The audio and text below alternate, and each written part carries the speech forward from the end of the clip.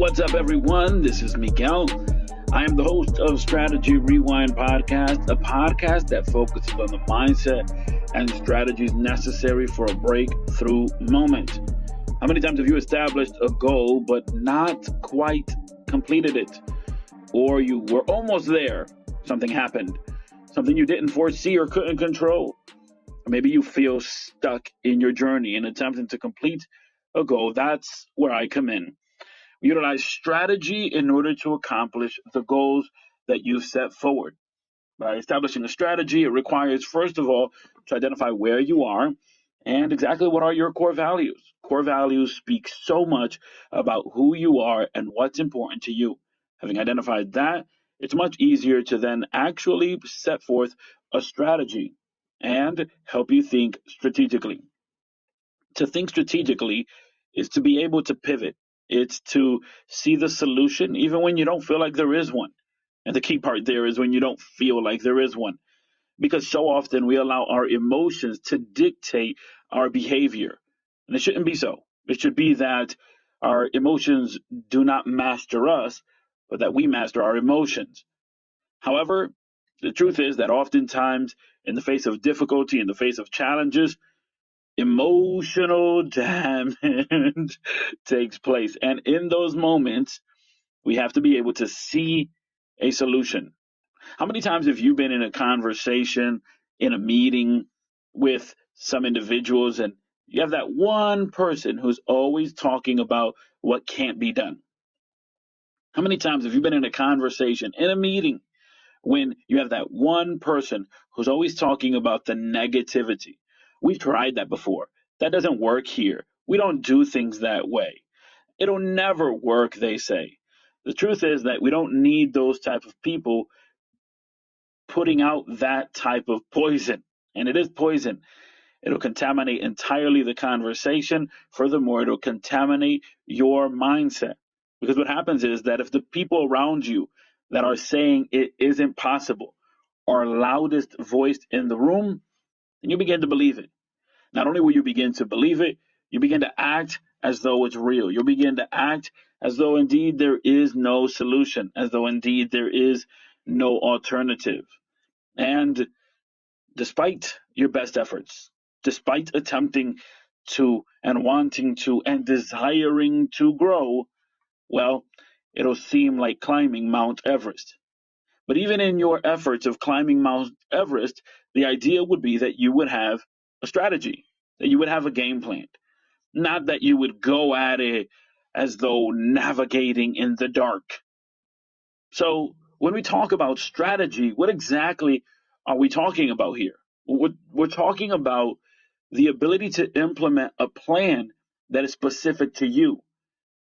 Too often we fall into this trap of comparing ourselves to someone else.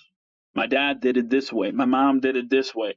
My Uncle Joe did it this way. I know somebody over there who did it this way.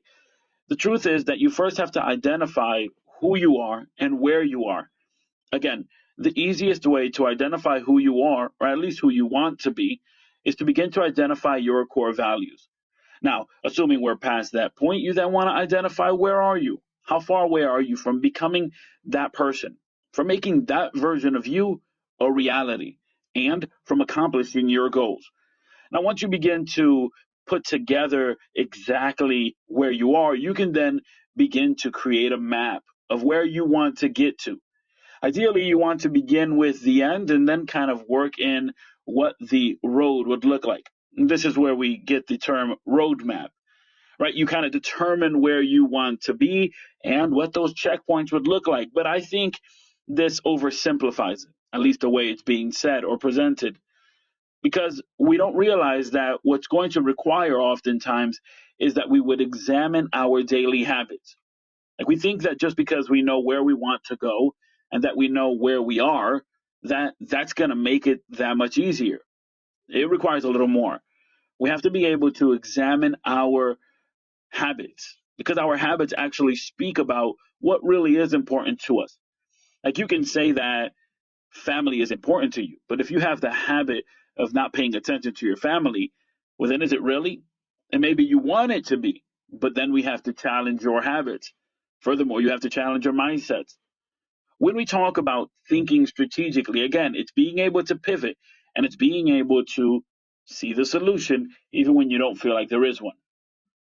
Yes, as a personal growth strategist, I do work with individuals that sometimes feel stuck, but I work with individuals that are people like you and I, people that are the working person, the person who is trying to navigate their career and relationship, the person who's trying to navigate if they should switch lanes and not pursue a career or pursue the career.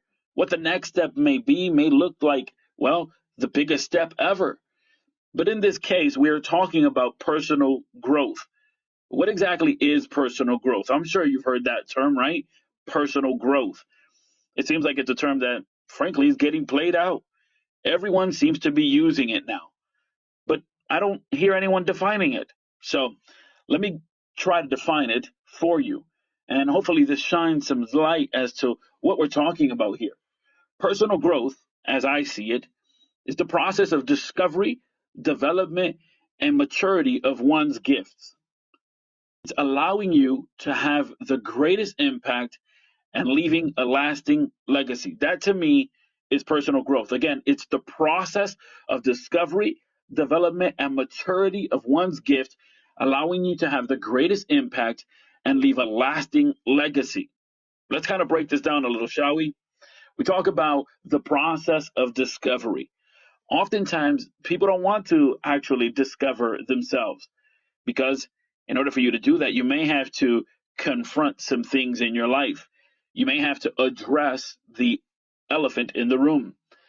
But once you've begun the process of discovering yourself, and again, I think that the genesis, if you will, the beginning point is defining your core values.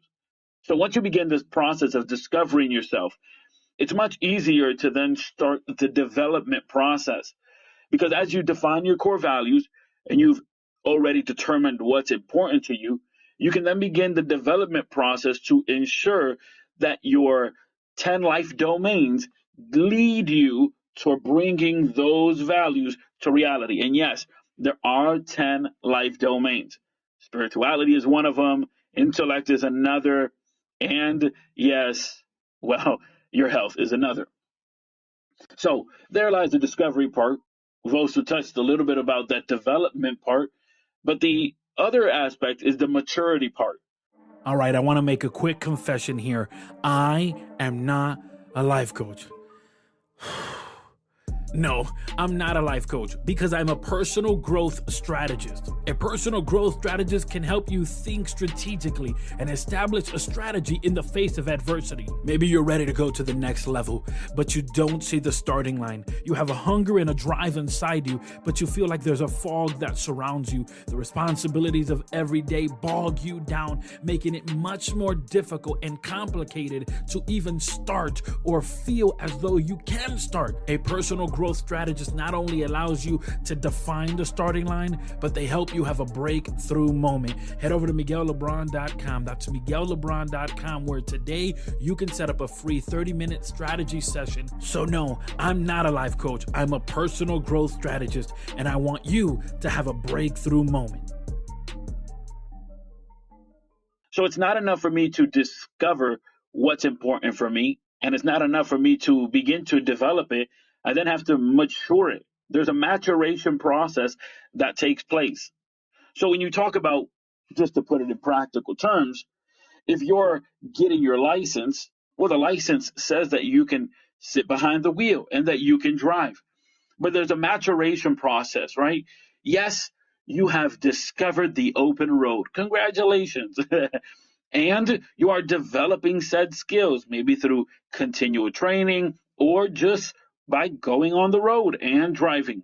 But there's a maturation process. Not every road is the same. Not every weather is going to be the same. And so as you drive in different cities, in different states, even in different countries, as you drive in different roads and avenues and communities, you begin to actually expand your driving ability and it matures. Likewise, when you talk about having or discovering a gift, let's say you're so passionate about public speaking, but While you may have discovered that, you haven't developed it. You haven't stood on stage, rather it be physically or virtually. And if you haven't developed it, well, then how can you start the maturation process?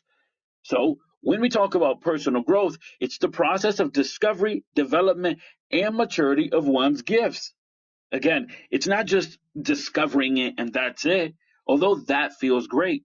And it's also not discovering and developing, although that feels great. You actually have to embrace the maturation process. This is where habits come in. What you do on a daily routine will actually affect your maturation process. But it's not over there because, again, personal growth, as I define it, as I see it, is the process of discovering development and maturity of one's gifts, allowing you to have the greatest impact and leave a lasting legacy. When we talk about impact, it should not be confused with influence. Impact and influence are not the same thing. To me, influence requires relationship, and impact, well, anyone can impact. Think of, I don't know if this has ever happened to you. When I was a kid, we would go to the lake, and oftentimes we would take the rocks and throw them to the lakes.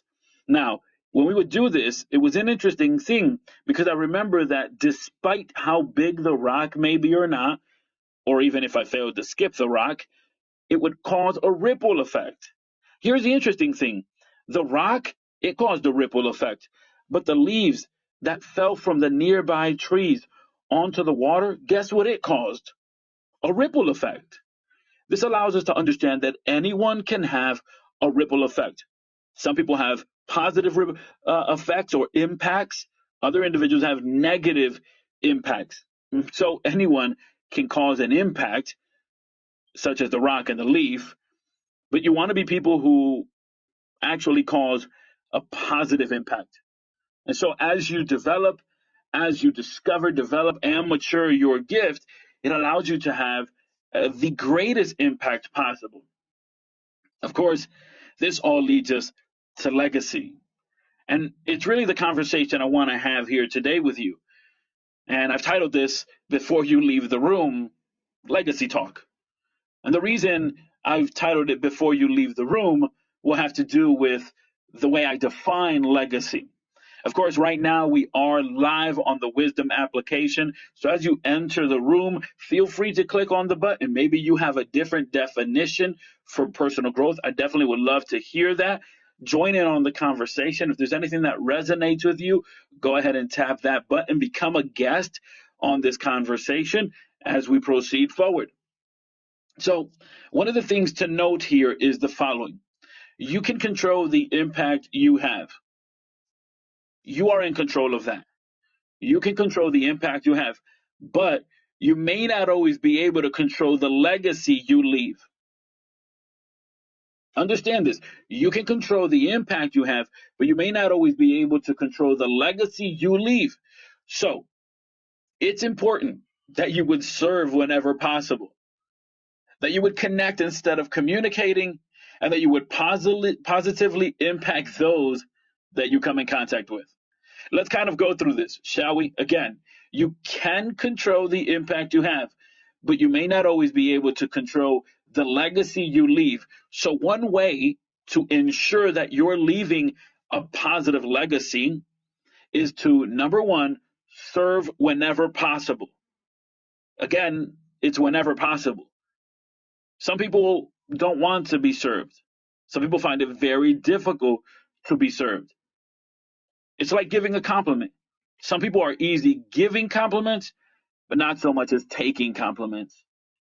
But if you can serve whenever the opportunity comes up, if you can serve whenever that opportunity comes up, you have now left a positive impact and you have now left a lasting legacy with that individual. Again, serve whenever possible. Help someone. And this doesn't have to be a massive ordeal. It can be something as simple as helping someone get up when they've fallen. It can be as simple as providing some constructive criticism or holding the door for someone when you see them walking into a building. That is a positive impact. Sharing a smile with someone. That is a positive impact that you're having and a legacy that you have left with that individual. Now, there are individuals that you'll interact with on just a short basis, and there are individuals that you'll interact with on a daily basis. So it's up to you to be able to decipher, how can I serve at this moment? Of course, one of the things that I found most effective is to simply ask the individual, how can I be of service? To me, how can I be of service is a much more powerful question than asking, how can I help? How can I be of service? It actually broadens the conversation, because sometimes how can you help will help by carrying those boxes, they may say, or how can I be of service actually opens up the conversation. I think it shows a more willingness, a more desire to actually be of service. Also, it's not a statement that most individuals actually say.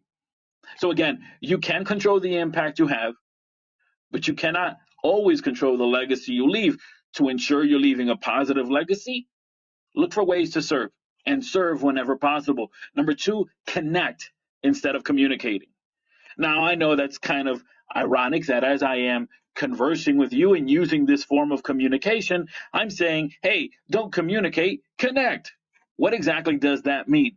What that means is that there ought to be a connection, at the very least on a human level. We should be as transparent and as authentic as possible given the situation, given the moment. Too often we try to present a life as though we've got it all figured out, as though we know how things go. We have won the war already. But the truth is, we all go through difficulties. Sometimes we all fail. We all stumble.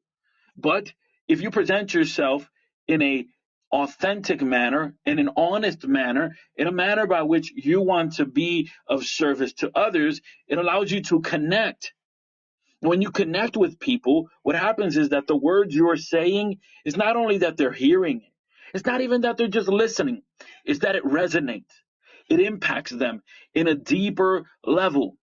And this is why you may find yourself sometimes in conversations where someone says to you, I don't know how, but I'm just talking to you like if I've known you forever. You've made a connection. You've made an impact. You've left a legacy. So connect instead of communicating. And finally, positively impact those you come in contact with. Now, this is a muscle. It does require intention, that you would every day wake up, and when you see that moment to serve, that you would spring into action. The issue is that so many times we are doubting about our gifts, our talents, or that if we're even able to do such a thing like serving others. This is why personal growth, as I define it, is the process of discovery, development, and maturity of one's gifts. It should be able to remove doubt as you grow, as you mature with these gifts. So we've already spoken a little bit about legacy here. I suppose we should define what legacy is. After all, I've titled this Legacy Talk. So what is legacy? Well, as I see it, legacy is how you are remembered. It's the stories, memories, lessons, and relationships that are fostered after you've either left the room or left the earth. This is the way I define legacy. Again, legacy is how you are remembered. It's the stories, it's the memories, the lessons, and relationships that are fostered after you've left the room or after you've left Earth. I think we all know, on a macro level, in the big picture sense, we all know how legacy plays out after you left Earth. I think we understand that concept.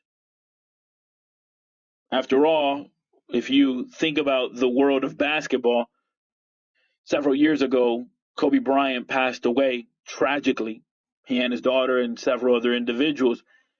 But Kobe Bryant was such a public figure that, well, it's left such a void in certain areas, but it's also shined a light to his legacy. And that's the thing, that when you're no longer on this earth, the way you're remembered is the legacy. The stories that people share about you, that's your legacy. The lessons people learn from you, that's the legacy. Those relationships you fostered. That's part of your legacy. And I think we understand that. When you think about your grandmother, I know several years ago my grandmother passed away. I actually had the experience where it was kind of back to back to back. I had the experience where my grandmother from my mother's side passed away, my grandfather from my mother's side passed away, then my mother passed away, and then my grandmother from my father's side passed away. Almost within years or months span. It was literally back to back to back to back. And when I think about these individuals, they all had an impact in my life. There's a story that I was told that my father shared the story with me that when I was a kid, there was a moment where I got really sick. Now, you should know that my mother and my father, when they got together, they were very young. By a very young age, I think about 18 or 19, my older brother was already born. And then a year later, I was born. So by the time, before they were 20, 21, I was already born. And so there was a moment there where I got really sick as an infant. And so they left me with my grandmother. And my grandmother, as I was a child, I can remember that she would just love on me differently. She loved all her grandkids, but she would just love on me differently. And I could never understand it. Like, I could never comprehend the way she looked at me and the way she loved on me and the way she was just so caring towards me. I could just never comprehend that until after she had passed away. My father shared a story, which is that when I was infant, when I was a baby, I was very sick to the point where my father and my mother didn't know what to do. Again, they were fairly young. And so they left me with my grandmother, and my grandmother nursed me back to health. And she had fallen so in love with me as a child that she was like, "Hey, I'll stay with him. I'll keep him here." And of course, my mother said no, but that really explained why she looked at me the way she did. And so there was an impact there, a legacy that she left, things, lessons along the way. The same thing with my grandmother and my grandfather from my mother's side. And of course, my mother, just an awesome, awesome. When I think back of the relationship that I had with my mother, I'm very, I'm very happy that my mother and I were able to, at a particular moment, have mature conversations because everybody's experience is different. But from a Latino perspective, as a Latin American, as you know, second oldest of a household, oftentimes there's these moments where it feels like you can't have honest conversations. It's just you're always the baby. You're always you're always a nanny or something of that nature. And there was these moments in my life where I was able to have honest conversations with my mother, and that was, as I look back, that's so rewarding. And so when we talk about legacy, I think we understand legacy as a conversation point for the great beyond, right? When you are no longer on this earth. I think we understand legacy from that perspective. This is why I purposely titled this Before You Leave the Room, because we don't often take into consideration that legacy is not only limited to what the stories and the memories and lessons and relationships that you fostered after you left Earth. We don't, right? It's not limited to that. It also has to do with those stories, those memories and lessons, and even relationships fostered while you were in the room. And this is the big part, right? You may be asking, Miguel, what do you mean by the room? Well, the room is the space in which you're serving at your highest level. The room is that community that you have built. The room in your life may be different rooms. Like you may find yourself in one room and then in another. You may find yourself in a circle, in a tribe, and then in another. Right? And so what happens is that we don't think about often with the perspective of legacy.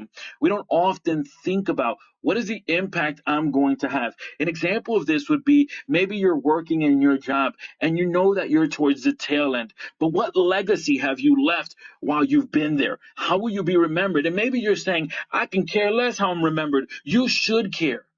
You should care because this plays a massive factor on the overarching story that is your life. Right? Have you served to your maximum capacity where you are, or have you been quiet quitting? And now this goes back to that discovery part because the discovery part has to do with your values. And if you find it massively valuable and in your life, it is a non negotiable to be someone who is authentic, then guess what? You should want to serve to the highest level possible. You should want to impact to the highest level possible authentically. And how will you be remembered when you have left that job? How will you be remembered when you've left that university, that college, that school, that town, that city, that place that you're living in? How will you be remembered? Now, again, I said previously, you can control the impact you have, but you may not always be able to control the legacy you leave.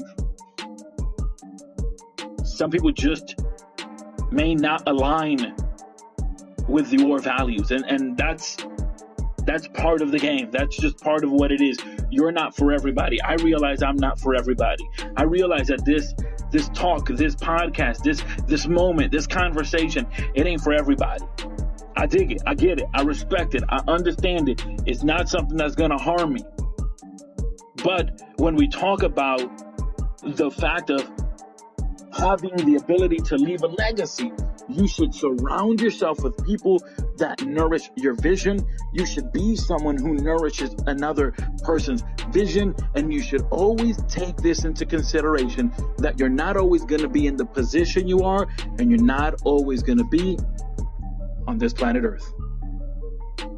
Today's conversation was necessary, and I believe it's pivotal in your journey. But the question is, what's next? Where do you go from here? The next step is for you to set up a free 30-minute strategy session. Head over to MiguelLebron.com or click on the link in the show notes.